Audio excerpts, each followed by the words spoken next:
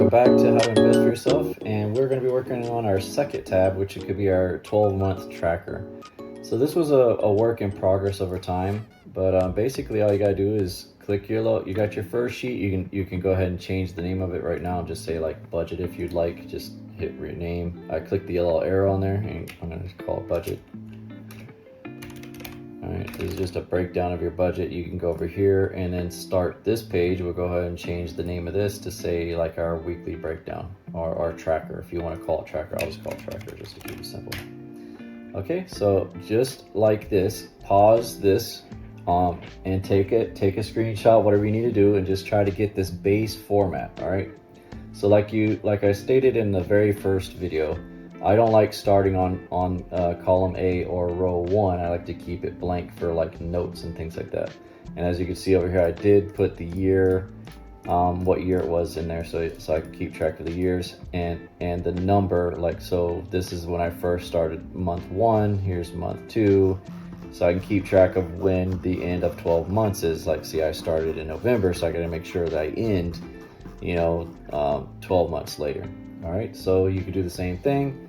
You can pause the video, just put in the text fields, the budget fields and things like that. We can worry about the color coding. That can be done later on, but basically you want the basics of just this first month area filled out. Okay, so go ahead and pause this and then go ahead and fill that in. What I like to do too is, let me just explain this a little bit more. So I put the year here, I put the month, I put the week. The month is reflective of that month that you're doing this budget tracker for. This number here that is a 30-5 is basically that week's start and end. So if we went to the calendar, I think I did this budget a long time ago here, November 30th, so it's not that one. Oh, 2023. This is 2023. Okay. Okay, I see what I did. Okay, so the way that I would do the math, and we'll explain all this stuff again. I have a video of how I do the math on when the month start or when the week starts and when it ends. So when I do the math, banks usually work from Monday to Friday, 5 business days. So, but for our budget, we want to account for the weekend. So for me, I start the budget on the first day of that banking day. So in this case, it's the 30th, and I end it on Sunday, the day before the next week's banking day, which would be the 6th. So that's why it goes 30 through 5. Now this letter down here is to signify it's a payday week. So sometime during that week, I get paid. All right. And then let's see here. I am looking at the third 25%. Not sure. I should have put more notes on that. So we're going to delete that for now. You don't have to put that in there. Okay. Then you do the next week of that month. So we click on our little calendar here. Go to November. The next week is from the 6th to the 12th. And then the next week is the 13th through the 19th. And then the 20th through the 26th.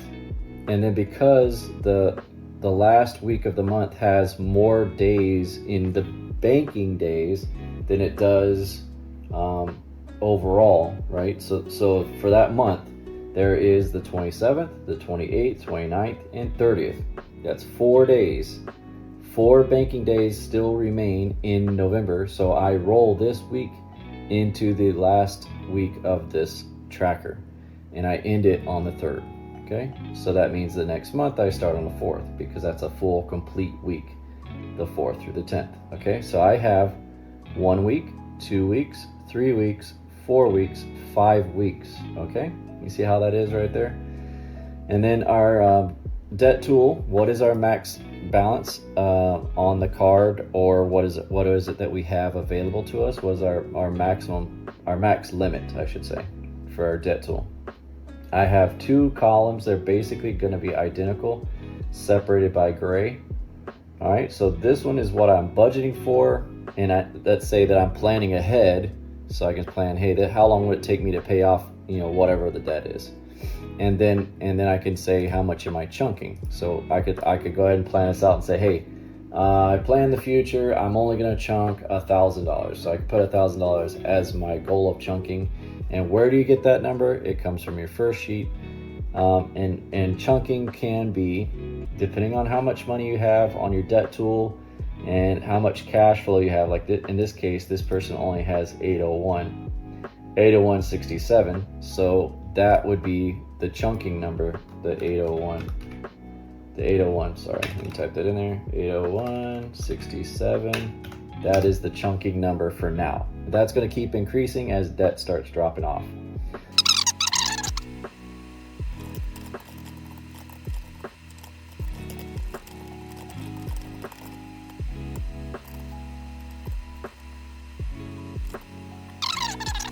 I'm going to start this budget on this week here. So the first solid week of March would be the 4th through the 10th. So I'm going to go ahead and do 4 through 10.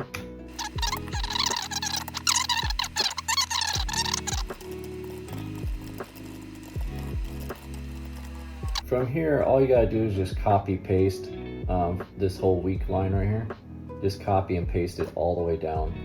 And that way it saves you a whole bunch of time. So just copy it from the week, grab all this area. So I clicked and dragged, Control C for copy, go here, paste. That's week 2, 3, 4, 5. You got 5 weeks here. And then all you gotta do to save even more time is you could color code everything, get everything perfect just in this first cell. So I'm gonna go ahead and do that now.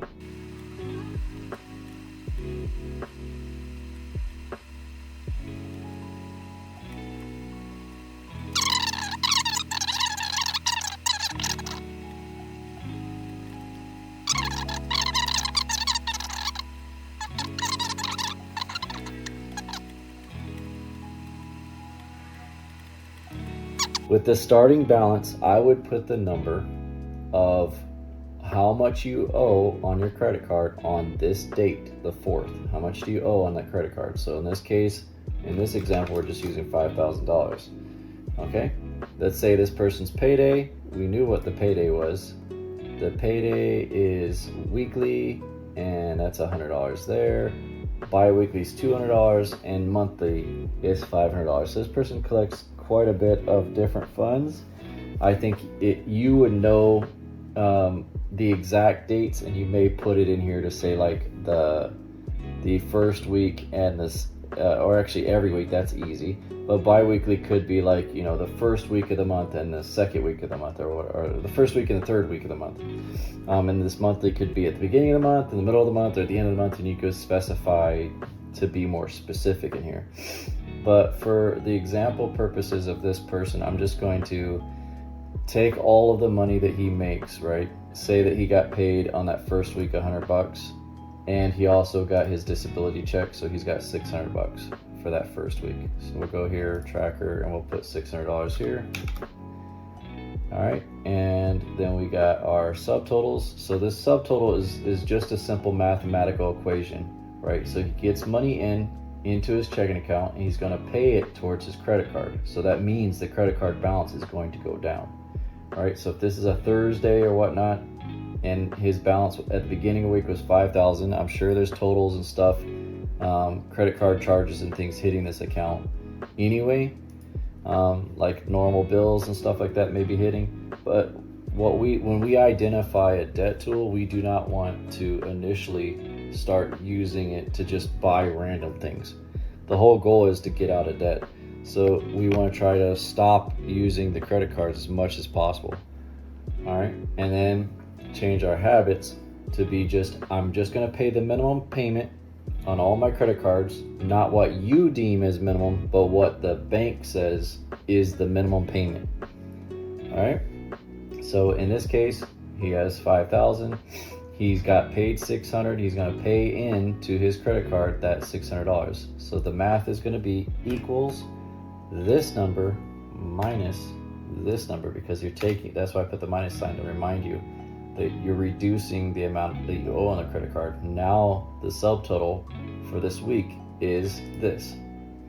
withdrawals that happen during that week. So it could be any of the things that fall in that week. So for example, let's say you end up getting gas, but you're not going to spend $150 in just one week, unless you have a big huge truck. Let's just say you have an average car with today's average prices, and it's about anywhere from $25 to $40 to fill up the tank. So what I would do is divide up what you estimated what it's going to be, and then you can budget it. You're just trying to budget right now. This first setup is just filling out what you're predicting to happen during that week, how much you plan on spending for groceries, how much you're planning to spend for miscellaneous things, and how much you plan to spend for gas. You're also taking into account within that date range what is coming out at that time. So it could be, this mortgage payment's coming out on the 1st, but let's take a look again of our tracker. Our tracker says the 4th through the 10th. So if we go back to here, this does not come out on the 4th. This does not come out on the 4th either. This one will come out during that time. So there's a $45 minimum payment right there. So we got to take that into consideration. And we got this cable bill that's going to come out. And so you would write those things in. So to help with that, and so you don't have to keep going back and forth between the tracker and the budget, is I wrote this column here. You can see it on this example piece. What I would do is just write you a budgeted and what your actuals are, the due dates on which those things are due. The due dates are the expenses and your debts due dates, right? And then what I did here was an average weekly for like your gas and miscellaneous expenses. So I would take these numbers that are like kind of random, like this car gas, because you don't know when in the week you're going to need gas. You just know you're going to need gas, and this is what you looked at over, I'd say 6 months should be fine. I would take 6 months worth of bank statements, lay them out and highlight them as to what is what. This is for the car, this is for the gas, this is for maintenance of the car, this is for the car wash, whatever it is, car related. And you could keep it simple and just say all this miscellaneous stuff like car wash is very random. I could put that under miscellaneous, like unless you had like a membership. There's some places that do memberships. Or I got new tires, and that could be like that's probably why your miscellaneous could be super high. But you're not buying tires every single week, and you're not buying tires every single month. You're not even buying tires every single year. You may be forced to buy a tire, like if you get a flat or something like that, but we'll account for all that later. That's what our emergency fund money will be used towards. But these are just normal, everyday kind of expenses, stuff that you're going to live and pay through day in, day out, week in, week out, month in, month out. So I would just take these that have no dates and then just average them out to what you would get. So we could just use this space down here real quick. How would you find the average of these that have no dates? So you can count it into your budget as though it will be an expense during that week. So what I would do is take all the numbers together. So I would say equals, and I would grab that 150, hit the plus sign, grab the 300, hit the plus sign, grab the 300, and that gives me my total, $750. There's also a shortcut to doing averages, but this number right here is just our base for the entire month. We just added up the 150, the 300, the 300, we got 750. That gives us our total for the entire month. So to get your number that you're looking for, right, what your average weekly is going to be, is you go equals, you click on this number, and you divide by, you multiply. So that's monthly. So we're going to go times 12, right, times 12 divided by 52 weeks in a year. But make sure we put this in brackets because we want the multiplication to happen first. All right, so it's in brackets. We want to multiply 750 times 12 and then take that number and divide it by 52. That will give us our average of $173.08. That's how much our average is going to be weekly. And you can see it over here on my other chart that my average weekly was $173.08. So we'll go back to our tracker and we're going to create this in here real quick. So I'm going to squeeze down J. As you can see, row J is not used. It's just to give me a little space. So I'm gonna squeeze it down over here and I'm gonna fill out all this stuff. So I'm just lining it up. So budget's right here at the top of this line. So I'm gonna write budget. And you can pause it and follow along, and then you can catch back up.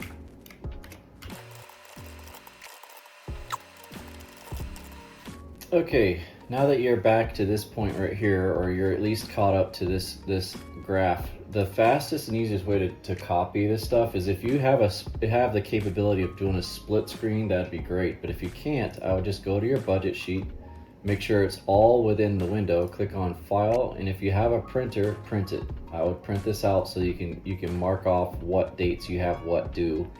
And you can also write on the paper, obviously, but the whole point of this Excel spreadsheet stuff is to get it set up once, and then you just have to copy paste for future years or future months and things like that. Continue on with a paperless document, but you could always print this out and write all over the paper however you wish.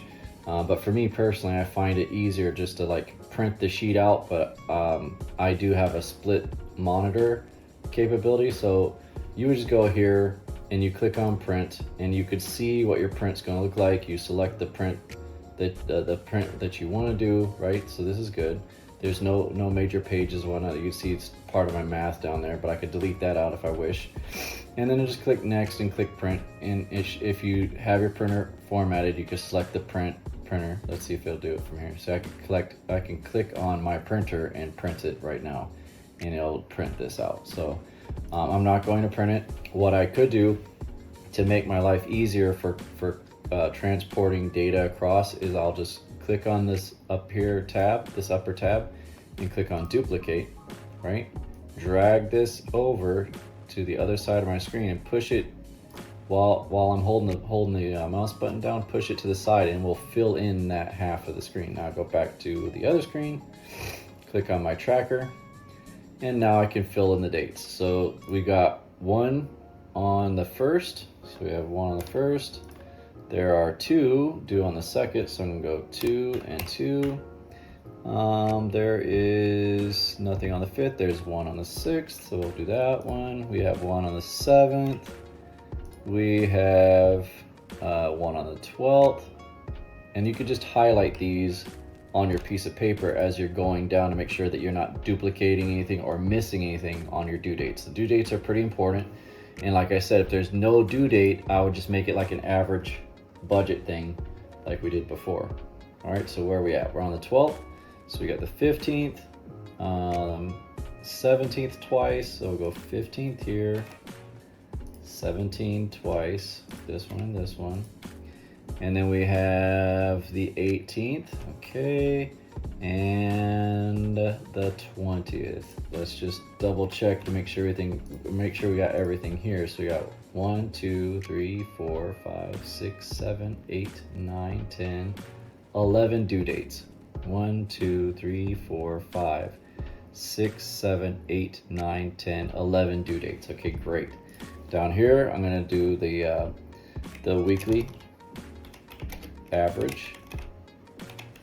Okay, so I'm gonna put that in there, and that was 173.08. All right, and now we're gonna put in our payment. So the payment due on the 1st is 1,500. The payment due on the 2nd, we'll start with the credit card. So I'll just put the credit card at the top. We'll go 200. Sorry, not 200. We're gonna do 50. We're paying the minimums here. So 50. The other one is the electric bill, and that is 150. Then we got the due date of the 6th, and that's our other credit card. So we're gonna put 45 bucks there. On the 7th, we have the cable bill, which is 60. On the 12th, we have the water bill, which is 50. The 15th is car insurance, 150. We have our loan, our student loan up there at the 17th for 200 bucks. The other 17th is our cell phone bill at 60 bucks. And then we have, what do we have? Our 18th. The 18th is our internet bill, that's 50 bucks. And on the 20th is our auto loan for 50. All right, so we have our basics down here. And what we really could look at right now is our cash flow numbers. Just looking at these numbers right now, this person does not have enough money. Well, they do, and like they do on the monthly side, but it's going to be super tight if they keep adding more debt or keep paying like large payments in here. We could do the snowball method and stuff like that. You could just pay the minimum and everything else and pick the lowest interest rate, pay that off, and then as you pay that off, roll the next payment into the next thing, and so on and so on. We could do that. But let's say you don't know what it is. You want to make sure, this is how you quickly find out whether you have any kind of money left over at the end of the month, because you've done all your research, you got all your bills together, you found out what your minimum payments are, what you're actually paying, because you could be making 2 or 3 or 4 payments a month. Who knows? Maybe you're like me. I use my credit card and I just make a payment to the credit card the same week. So I could probably have like 4 or 5 credits going towards my credit card, and those average out over time, and it could come out to $200, right? Could be that. So there may be some months I don't pay anything, and there may be months I do pay something. So you kind of got to figure out what you're actually paying, but what is the minimum is what really counts right now. You need minimums right here. The electric bill, you could probably average that out. If your electric bill's all over the place, I'd go 12 months, a full year, so you have all the seasons. You'll know what your water usage is throughout the year. You know what your electric bill is throughout the year. You know what your car payment is, car insurance is throughout the year. Your internet usage is probably going to stay the same for the most part, but you'll be able to look a year back and say, hey, did my internet go up? Did my cable bill go up? Did my groceries go up? So you can make adjustments. I would do the average of your groceries over a 6-month period, because that's more closer to like reality now versus a year from now. A year from now, I mean, going back in the past. If a year ago, groceries, as you know, were not nowhere near as cheap as they are today. So everything goes up. So I would just look at 6 months for the groceries, and probably a year for miscellaneous. Only say a year because getting tires maybe happened once in that year. Car wash could have happened a couple times randomly through the year, unless you wash it by hand. Maybe you buy stuff to wash your car, maybe you buy that stuff once a year. You know, so there's these kind of things you have to take into consideration of things you could potentially spend money on. Going out to eat, going to restaurants, birthday parties, Christmas gifts, birthday gifts, anniversary gifts, anniversary dinner, Valentine's dinner. So there's all these like miscellaneous expenses that happen throughout the year. They don't happen every single month, or they shouldn't happen every single month anyway. But to each their own. Everybody has their own thing. All right, because we're just trying to track our money. We're trying to be good stewards with how our money is being handled and where it's going. So we want to find out how much is our cash flow. So up here, you could use this little corner of your budget sheet, right? Your first tab, and you can write in. Let's type in cash flow. All right. So now this line, I'd say all of your total debts. So I'd say total debts.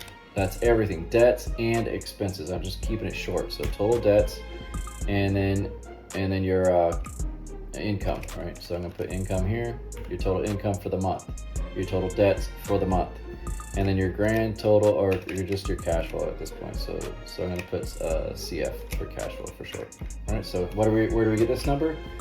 Right here is our in total balance here. So I'm gonna hit equal sign up there. I'm gonna click on that box and hit plus.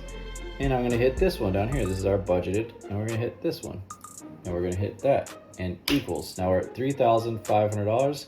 We have our income over here. I'm just gonna transfer it over so it's easier to see. So I hit equals, click on our monthly average, and click it there.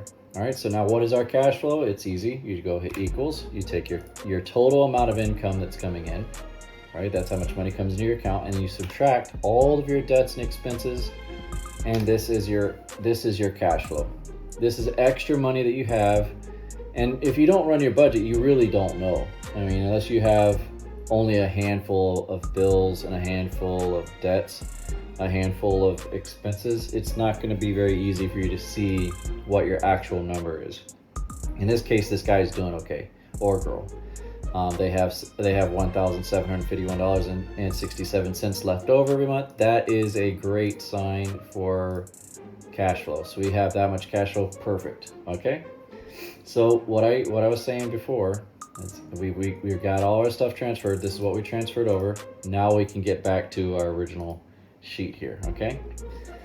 So we're gonna fill out our withdrawals. This is everything that happens within that week, and that's why it's good to write this number down. You pull up a calendar and you write down these numbers in here, and we'll make adjustment because right now these are just copies, right? So we didn't finish filling this out, but we can. This could be 11 through, and we click on the little thing here, the 11th through the 17th. Okay, let's click up here, 17th. Next week is going to be the 18th through, click on your calendar, to the 24th. And if you have a calendar already in your hand or use your cell phone, you could pull up the calendar there and then fill all this in. All right, I'm just going to adjust the alignment here, make sure it's all consistent, and just go through the whole thing. You can fill it all out. All right, so I'll keep on going here. 25 through, what is the last week of this month? 25 through the 31st. All right. So this, you could run into this, all right? So there is the end of your month. Why do you need this 5th week? Well, you don't. Okay, so what you could do, let me go ahead and fix this alignment real quick. What you can do is click on this box right here, right in the corner next to week, and highlight it all and make it black so you don't have to see it. Boop, gone. That means you end on the 31st and your last ending balance is going to be right there. Okay, that's what you can do. And then now, if you, let's say you copy this whole thing, okay, so let's say you're happy with the way this format is, everything, including your budget sheet over on the side with your actuals and any kind of notes. Maybe you want your notes to be purple or something like that. And you can double click on the column. You see that little sideways equals bar looking thing. You just double click on it, it'll expand out for that. Okay, let's say you're happy with all this, the way it's formatted, everything in here. Then all you gotta do is click on this year box, highlight all the way across, and go down, all the way down over here to grab your differences. All right, you see how everything's blue right now? So I got the differences column, and I got the end or the bottom row of that entire month. So now I'm gonna let go of the mouse, and now there's a blue trimmer on here. Control C, going over. And then we're going to click one row down, Control V. Do the same thing for the next one. Skip one row, go to the next row, do it again. So you can do this, let's see, you got 1 here, 2, just do it until you get to 12. Again, again, again, and again, and so on. Right? Keep doing that until you get to your 12. And then you just go in, like I said, take your time. This is good. This is not like a instant I got it done in a couple minutes thing. This takes time to set up. So you got March. You may not need the month here anymore or the year information, so you could take out the year information, you could take out this month information, and you could put the number here. So this is the month here. I could change it and say 2, because the second month of my budget, or the actual number of the month, which you really don't need, you just need the date. But let's say this is the second month of my budget, and now I can put April in here, and then adjust all the dates, so on, and you'll know when you get paid, if you get paid during that week or not. Okay, so the other thing I didn't add into this calculation is there is an I, so I didn't put it on this side either. All right, so interest is usually calculated on a specific date, and that is your closing date. So on that other budget, let me see if I can bring it up. I think it's this one, yep. On this budget, whichever card is your debt tool. Let's say, just hypothetical, because I don't bank with Bank of America, so I don't know. But you need to research this. Let's say that your checking account and your Bank of America credit card are both in the same bank. Let's say, and I'm just saying, you gotta do your research. Let's say that your Bank of America credit card can be tied to your checking account as an overdraft protection. Let's also say that if you use your credit card as an overdraft protection, you will not be charged any fees or any overdraft fees to use your credit card as an overdraft as long as there is available balance in your credit card to satisfy the demand from the check or the debit that's coming out of your checking account. Okay, so if those things are all true, right? Let's say you were with Bank of America, then Bank of America credit card is the date that you want to look at, the closing date. In this case, for this example, the closing date, which would be found on your bill, will say the 15th. So the 15th, if you go back to your weekly tracker, happens on the second week. So here next to my P, I can put in the I. And I means interest. So you got to make sure we calculate our interest on that date. So obviously there's no interest for this week. So we're going to put a big old 0 right here. I'm going to expand this out a little bit. Okay, so we got 0 on that week. There's going to be interest calculated on this week. There's no interest on this one, so I'm going to put 0, and no interest on this one. I'm going to put 0. Okay, we're going to finish doing at least this first week. So I'm going to make the screen bigger.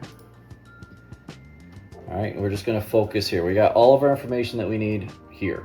Okay, so we got our withdrawals. What happens from the 4th to the 10th? Okay, so we got this payment. So I'm going to hit equals inside this block. So I'm clicking here, equals. I got this bill plus this bill, right? So that's in between. Then the 12th is the next one. That's outside of this week. But we have to take and consider our weekly average. So I'm going to click plus and add our weekly average in there and hit enter. Okay, there's no interest, and then we just need the end balance for the end of that week. So the end of that week is, for us, it's going to be on that Sunday evening. But because we don't know our actuals yet, we're just creating a budget for future, we're going to go ahead and put this in. Now, if you know the numbers, great, you just go ahead and fill out the actuals now. But for budgeting purposes, we're averaging everything out and using averages, rounding up on debts, and rounding down on income. Okay, so we got this number. So our chunking is actually going to be a lot more because we did our math over here, and we said, hey, he's got cash flow of $1,751.67. Okay, and then we're going to go over here, and I can put 1,700 and just leave it like that. Leave it like that. That way we have a $51 and some change cushion per se. Just say maybe we go out to eat, and for some reason we didn't pay attention to the bill and we went over by $50. I don't know, something like that. Just a one-time mistake, something like that. You have a little cushion there. But we made sure we had lots of cushion in all of our other debts. So like I said, if you went and you ran all your groceries numbers and you came up to like $225, you rounded up to 300. Round up to the next whole 100 on all debts. So that way you have a cushion, right? So if your miscellaneous expenses, you calculated it for the whole year, what would that be? I don't know what 300 is. Let's do it right here. So 300 times 12 months. What is that real quick? I can't think for some reason, so I'll just let the math do the thing. Okay, $3,600. So let's say for whatever reason your expenses were 3,550, or well, let's do 500. 525. Okay, we'll do something like that. So what I would do here is just round that up. So it'd be 3,600. And that way you have another cushion of $75 here. You have a cushion of $75 here. But this is over a whole year of $75. That's not like in a month. And then just take your number of this number here and divide that, gives you 300, and there you go, bam, got miscellaneous. So let me get rid of this stuff real quick. All right, so let's get back to our tracker and fill this thing out. So in balance, our in balance number here is what we need to look at. So I'm gonna go ahead and highlight this area because I see I made a little mistake for my my borders, and there's a nice little border there. Starting balance is okay. Let me grab that, go down to in balance, and we'll just do this real quick for borders so I can focus on what is within that week. Alrighty, got it and got it. Okay, good. All right, so we go to our in balance, we hit the equal sign, and it should be super simple. Our subtotal of how much credit we had that week would be this amount. minus, or sorry, not minus, it's gonna be plus because we're adding debt to the credit card. So we're adding this debt to the credit card plus this, and any interest plus this. And then we hit enter. Our total at the end of this week on Sunday should be around this number right here, $4,676.08. You can get pretty finite, seriously. If you have your budget for those miscellaneous expenses and those bills that fluctuate, and you nail it down to the penny, how much you're going to spend for gas, and you're like, all right, I can only get gas one time this week, and I'm only going to spend $40 total. Then that's where you stop. You're like, okay, I gotta go, catch a bus or something else, or carpool or something. If you're super strict and you can do that, but if you can't and you go over, that's okay too. That's why I built in the flexibility there. Okay. So then your starting balance is your end balance. It's the same number. So that's super easy. Just copy it there. You could also take that whole line out, but I like to leave it there because you're starting a new week. Your starting balance for that week on Sunday night is going to be whatever it is. And in this case, for budgeting purposes, the end of our week is Sunday, and the beginning of our week is also Sunday. So the actual first day is going to be Monday. But if we have income, which we do, our guy or girl is getting paid every single week. So that week's worth of pay, we go back over here to budget. They get paid $100, and that's it. So, but in this case, since they're paid bi-weekly, maybe they get the $100 and they get the $2,000. So they get $2,100. Sorry, $2,100. Dyslexic. All right, so we go 22100. That's the income, and then we do our same thing, subtotal, like we did up here. We can click on equals, and we go ahead and take the balance that we had on our credit card and subtract, because that's your little minus reminder, the income going into it. 2,576 and 8 pennies. All right, and then we just keep going down the list. I'm just going to complete this 1 month, and then if you kind of catch along, what's the word I'm trying to look for? If you follow along, you can pretty much figure this out for the rest of the sheet. It's just a lot of legwork, a lot of typing. It will take you several minutes to do 1 month's worth of budget.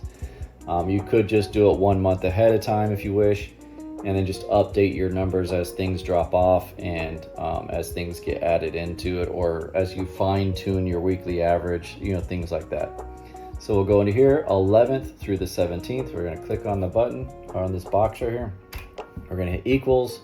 What is within that time frame? So we have this one plus this one plus this one plus this one. All right, and the 18th falls on the next week, so we're not going to count that. Hit equal. Now we have no interest, or do we? Yeah, we have interest being charged. What is our interest rate? Well, if we look back here, we have a promo period for 6 months, and it doesn't end until June. So great, no interest. Perfect. That's the perfect debt tool that we want right now. No interest, zero. Done. So we don't have to worry about that until June. And so I would probably put in here the notes that zero, just so you have the information here too. Zero interest till June. All right, you have the little notes right there. Zero interest, and then you just do your end total for that the end of the week, which is going to be your subtotal here, plus this, plus your interest. Okay, and you're at $3,038.08. Now, what I like to do is I like to chunk money the day before the interest charges hit. So the date before, to me, because that helps reduce the amount of interest going to be charged, but it doesn't make, okay, let's rephrase that. The middle of the month for me is like the best opportunity to take your chunking and put it to work for you.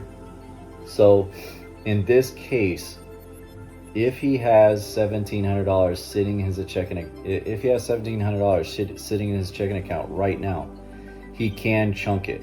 But I probably would not use the chunking method at all until after I've passed the the first month of bills, just to kind of get the flow of things, get the hang of things, because it is very shocking, very disturbing to you, your mentality at the beginning, to have $0 in your checking account and have all of your paycheck, every penny you get from any source of income, go straight to that debt tool. So in this case, the debt tool is the Bank of America for this example, and it's 0 interest. That's the ideal perfect scenario that you can get to having a debt tool. Now what I would do is look at the benefits of that debt tool. Does the debt tool give you rewards? Does it give you points? Does it give you cash back? Things like that, or promos. Certain banks give you those 0 interest promos for 18 months, 0 interest, and then whatever you charge to the card is 0 interest. The balance that may be already existing on there may stay the same and still be charged interest, so it may be in your benefit, or maybe in your to your advantage. It may be to your advantage to just pay off that card and start from 0. Add your bills in over the month, and then add your paychecks, add your paychecks to the month to reduce the balance or pay it off completely, and keep that credit card at 0 every single month. So he owed 10 grand, but it's at 0 interest and we're paying it down. So here you can see he was at $4,600, and then at the start, about after he got paid that week, now he's down to $2,500. We're trying to get that main debt tool to 0 as fast as we can get there before interest starts charging. Okay, so we're going to do the next week. The next week is pretty easy. The beginning balance is going to be the same. We're going to go here. Our income for that week is only going to be $100. Okay, so that's all you got. If you go back to here, $100. All right, that's fine. Our subtotal is going to be this minus this equals $2,938.08. Our dates that we're looking for our withdrawals is going to be the 18th through the 24th. So we hit equal inside here. There's one for the 18th, and there's one for the 20th, and there's nothing else for the rest of the month. But what I did notice is I did forget to add the average up here on the top, but I'm going to add the average in here because average is every week. So I hit plus, it's average. Okay, let me go back up here. Let me see, did I add it in? No, I didn't. Okay, let me add the average in. So I double clicked up here, put my cursor at the end, hit plus, and hit average, and hit equals. So you can see every week, because he's paid weekly, this is the only reason why you see it so drastic, is his amount that he owed at the beginning of this whole cycle was $5,000. Then it went down to $4,000. That added in, right? We added in his paycheck, it reduced it down, and then he started charging, the bills and things like that started coming out, either through checking or was already hitting that card. All right, so that has to be accounted in there. And then that is it. It went down here, or went up just a little bit, so about $200, $278 to be exact. And then he got paid again. This large chunk, it bumped him down to $2,500. The withdrawals hit the card, and then no interest, so that was good. The inbounce was $3,200. It went up a little bit. This amount went into the card. Next week he pays $100. It reduces it by $100. Debts go in. Now we add up the totals. Equals this plus this plus this. All right, there we go. We're higher now. Let's take a look at our final week. So our starting balance is easy. It's this number here. Our income is going to be the weekly and the $200. And I don't know if in this scenario, it depends on the disability. When is disability paid? We used it at the beginning of the month here, so I'm going to say it's only on the payment of the beginning of the month. So I'm not going to use it again. So here I'm just going to put the normal pay, the $2,100. That's his income. Equals this minus this. And now we're down on the credit card to $1,684.24. So we're making good strides. We're going to go ahead and take out all of his withdrawals, or add that to the credit card balance. So we got the 25th through the 31st. There's nothing there except for our weekly expenses. So I'll hit that. Equals there's no interest, we'll go to the end total. We go with our subtotal here. We're going to go plus, and we're going to add that plus our interest, which was 0.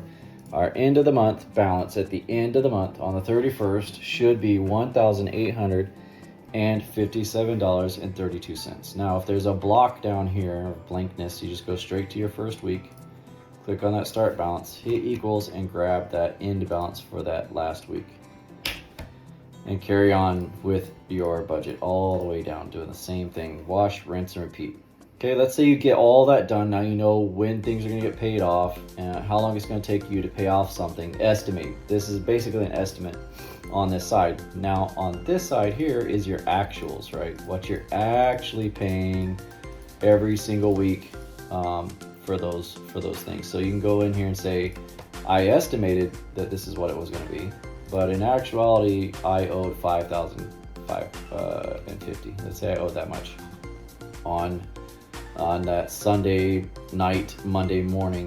My balance on the credit card was $5,050. And then you go in, you go, okay, well, my salary was $600, so that was right. It was pretty good. And my subtotal, you just do the same math like you would over there. And I'll just go this minus this. Okay, and you just do the same thing. So you find out what your withdrawals are, and you can write them over here, right? You can start filling this in. Either you have receipts, or you have your bank statement, or you have your checking account open, or both the checking account and the credit card, and look at, hey, on the 4th, we'll say on the 4th, I got donuts and it cost me $12. And you can put the notes in here, you know, why is there difference in notes, right? So you say, hey, I got donuts, right? So that explains why your expenses are going to be higher when you line them up. So if I go here and the rest of the bills were normal, let's say the 6th was coming through, that came on time, and that was $45. Let's say whatever this bill was came through on the 8th and not the 7th, so I'd put the 8th in there and then put a note on there that this is supposed to be for whatever this bill was. I could say maybe this is, what was the 7th? Let's click on it real quick. The 7th was the cable bill, so we'll just say the cable bill was late. Cable bill, or it was just changed. And that was $60, I think it was. Yep. And then that's it, because that's not anything else for that week. So then we go over here, equals this plus this plus this, and don't forget your average, this, right? So your average, your actuals for your average could be all the miscellaneous expenses like that, those donuts or whatnot. So I've already counted my average in there. I didn't get any gas, I didn't do anything extra. So there was no miscellaneous something. So this would be technically a miscellaneous weekly average thing. The weekly average is good for your budgeting, but the actuals, you don't have to do this weekly budget thing. You just do what you actually did. Like donuts is a miscellaneous expense, right? So we're good. That's how much we actually spent. This is versus what we budgeted to spend. Okay, and then if there was any interest, which I'm pretty sure there wasn't, and then you just do your end balance, which is equals the balance that you had on the credit card at the beginning after you got paid, and then all your expenses. So I would do all this budgeting stuff on Sunday. Every Sunday, sit down and look at the past week from Monday to Sunday. Everything that you bought, everything that you spent. So this requires a lot of discipline. It requires a lot of focus. But once you get the hang of things and staying on top of your budget, you will find that it becomes easier and easier and easier as you do it. You're like, yeah, I know exactly how much money I'm going to have next week. I know how much money I'm going to have at the end of the month. Oh, I could do chunking at this time, something like that. Okay, so I hope this helped clarify some of the stuff a little better. So I'm just going to add this up real quick. And that's our total. So that's how much is on the credit card at the end of that week. All right, so you can keep doing this. You can add colors to help you identify what is what. I mean, for the most part, I tried to keep it super simple. With this example here, and I did kind of color code things, so it kind of made it easier to look at, like for withdrawals, if they lined up with what my actuals were. I didn't put anything in here for this example, but I think that should be it. If there's any questions, comments, concerns, again, I would look at the credit card or debt tool. It doesn't have to be a credit card, but it needs to be a revolving line of credit. And the reason why I say a revolving line of credit is because, for example, if it's a loan, you can't put money into it and then take money back out of it the next day or the same day. A revolving line of credit will allow you to put money into it and then take money out of it within the same day that it shows up as an available balance, or within a couple days, right? You can't do that with a loan. If you got a loan, say you got a loan to consolidate all your debt. Well, as soon as you start putting money into it, an emergency happens, and if you're doing this debt velocity banking method, if I put my paycheck, 100% of my paycheck into the loan, guess what you're not gonna have? No money to pay your regular bills, right? These regular expenses, you have no money for it. So velocity banking will fail. That's why we say to use a HELOC, not a HELO, or a PLOC, and there's a BLOC and blah, blah, blah. But for the typical person, it'd just be a credit card or a HELOC.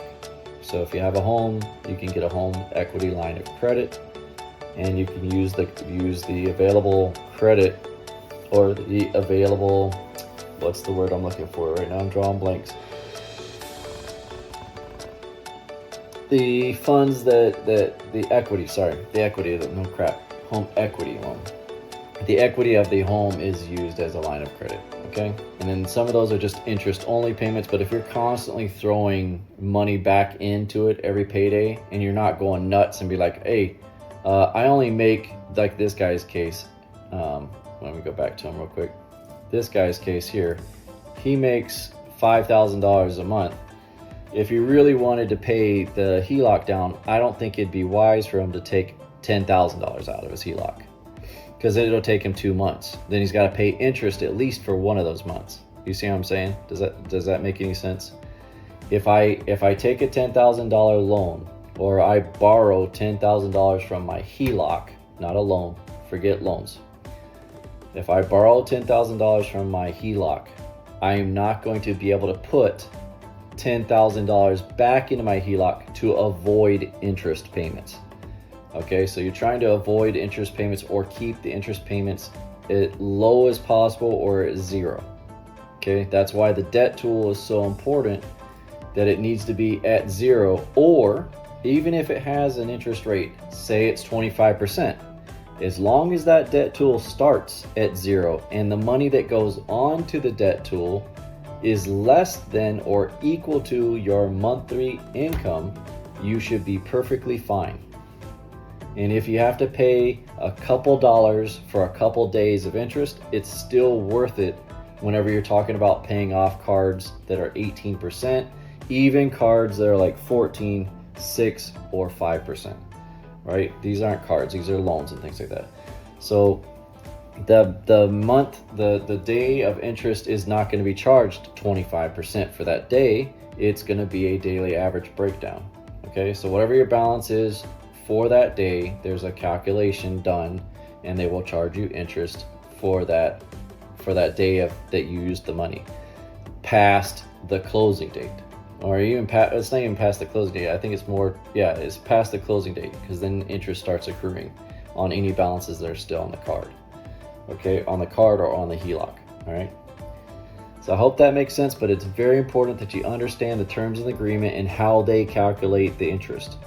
I don't know how much to express it or to elaborate on it, but it's very important that you read the terms and agreement of your credit card and of your HELOC and understand the rules. You'll also communicate to your bank and talk to your bank and say, hey, I guess I'd start with, can I associate my Bank of America credit card with my Bank of America checking account and have my credit card be my overdraft protection? If they say yes, Then the next question I would say is, are there any fees and what are the limitations if my checking account goes into overdraft? How does that work? Get all the details, all of it, get everything. Some of the banks will say there's no fees, there's no problem as long as there's money available on the credit card to pay whatever charge hits your checking account. Then you should be fine. All right? There will be no fees. The only thing you have to be concerned with is interest. And they will tell you, and every credit card has different rules, but I would say the vast majority of credit cards out there will start charging you interest. Daily interest will start accruing on that charge, the overdraft fee, the day it hits the account. So that's very important that you understand those fees, because even if it is 0% interest here, you're still going to be hit with cash, quote unquote, cash advance fees, right, from the credit card. So that's why it's so important that you understand if you have any cash flow. If you have no cash flow, do not do this method. Do not do velocity banking. You need to find ways to cut your expenses, to reduce your debt, to change your lifestyle, and do the Dave Ramsey thing. I can't stress this enough, because if you have zero cash flow, velocity banking will do nothing but make you pay more interest and put you further in debt, and it's not going to be pretty. Okay, so it's very important that you take your time. Do not rush velocity banking. Once you get velocity banking up and running, it's like putting gas into the car and turning it on. But in order for you to drive the car or to go anywhere in that car, you gotta kick the tires, you gotta make sure that they're good to go, you got air in the tires, you got oil in the engine, you got fuel in the gas tank, you got your shoes on, you got your wallet with you, you got your car keys. So there's all these things you gotta check before you get in the car and decide to drive down the road, okay? You gotta make sure that the car can even run. Does the car even open up? Can you get in the car? Can you sit in the car? You have to put your seatbelt on, adjust all your, you see what I'm saying? The analogy is you want to make sure all your ducks are in a row before you even put that car in drive and go anywhere.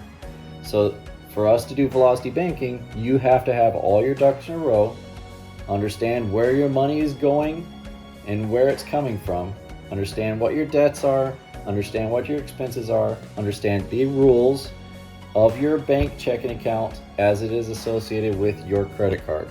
Then you can do the math on, hey, in the scenario I gave here was there was no charge on anything. Even cash advances were 0% for 6 months. There are cards out there, there are credit cards out there that say even cash advances are 0%. Now, that's not the same thing as balance transfers or convenience checks. Those are totally separate things, and you will see it in your agreement. Those will be, if they have the zero interest promo, I've seen that they say if you do a balance transfer, we will charge you anywhere between 3% and 6% for that transaction. And then that's it for the term of your zero interest agreement. That's both for the check and for balance transfers. But then cash advances will be completely different. Okay, so you have to really pay attention to the fine print. And in the easiest way, like let's say you can't read. Let's say you can't read, you don't know nothing. Call the bank, call the credit card holder and say, hey, Bank of America, send me to the credit card department. Hey, credit card department, can I associate my credit card, my Bank of America credit card with my Bank of America checking account? Yes or no? Yes. Okay, great. If I have an overdraft that should occur on that month, how is interest charged? If I'm in a promo period right now with you guys, it says I'm in a promo for 6 months. How's the interest charged? And they will say, your interest is this, and it's considered a cash advance on your card. And usually, depending on the bank, some banks are good about it, some banks are not. Mine's excellent. Mine's excellent on it because the interest charged on normal transactions and the interest charged on cash advances are exactly the same. I did the math. The math is also exactly the same. The only difference is interest on a cash advance starts the day the money is pulled out, versus a credit card where you have a little bit of a grace period until the close date, right? Until that close date, you have a grace period of no interest. But with cash advances, interest start accruing that day that the money comes out of that credit card.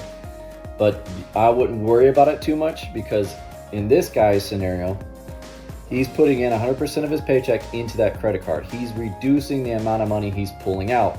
Therefore, the interest charged for day 1 is not going to be the same amount of interest being charged by day 15 when his statement closes. I hope that makes sense. It can be very confusing, but if you have any questions, comments, and concerns, I will try my best to answer the questions the best I can. All right, talk to you guys later.